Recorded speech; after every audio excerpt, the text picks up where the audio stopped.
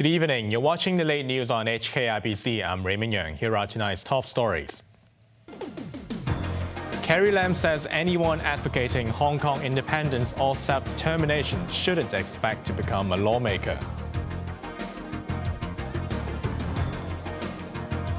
Lion Rock Park reopens following 2-month closure, signaling end of dengue fever outbreak.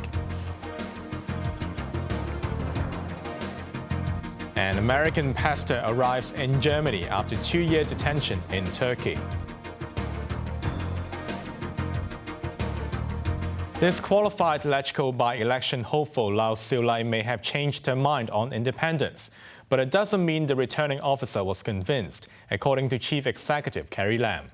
Lam also said advocates of independence or self-determination of the city shouldn't expect to become a lawmaker. Carrie Yeung reports. Yesterday, Lau Siu-lai found out that remarks she made in 2016 disqualified her from running in next month's Legislative Council by-election in Kowloon West.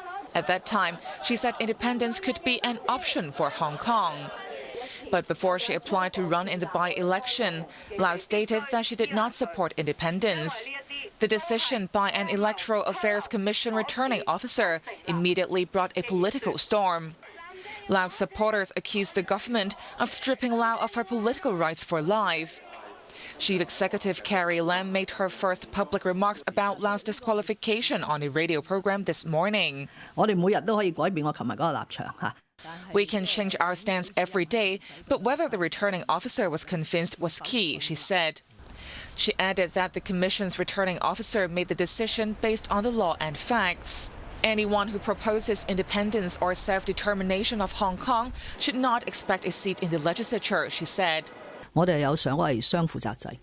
another radio program, the chief executive stressed that the one-country principle was a line that should not be crossed and that the city's leader was accountable to both Hong Kong and the central government.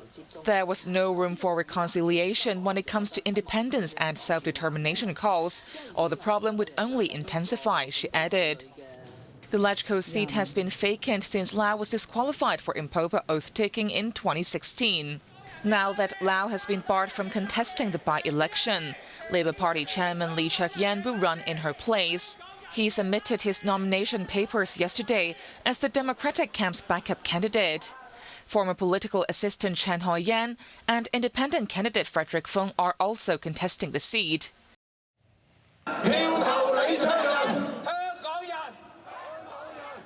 About 100 supporters of Lau Siu-lai rallied outside government headquarters this evening to denounce the rejection of her nomination.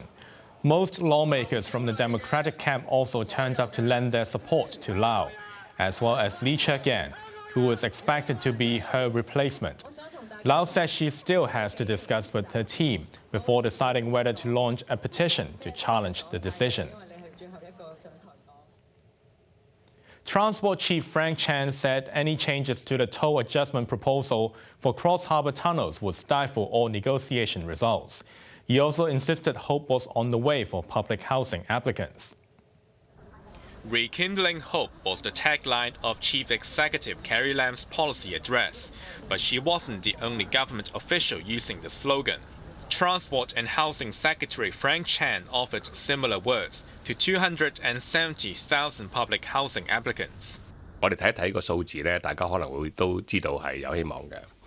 Look at the numbers and you will find hope, Chan said on the radio program this morning. He explained that the government remained on track to provide 100,800 public units in the next 5 years, which would exceed the supply target. Under its long-term housing strategy, 180,000 new public homes are slated for delivery in the next decade. Another 280,000 units are expected from the private sector. The government also plans to boost transitional housing supply. This will cater to tenants of subdivided flats who are in the long public housing queue. One solution being floated is converting industrial buildings into transitional homes. On a separate note, Chan clarified that the government did not try to strong-arm lawmakers into supporting its toll adjustment plan for cross-harbour.